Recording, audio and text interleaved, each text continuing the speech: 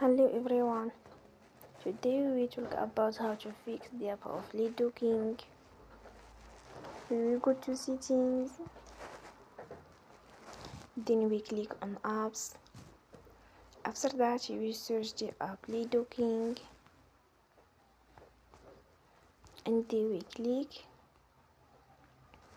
Then you will on for stop.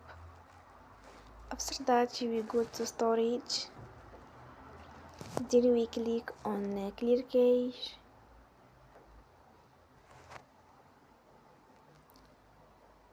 You will go to Play Store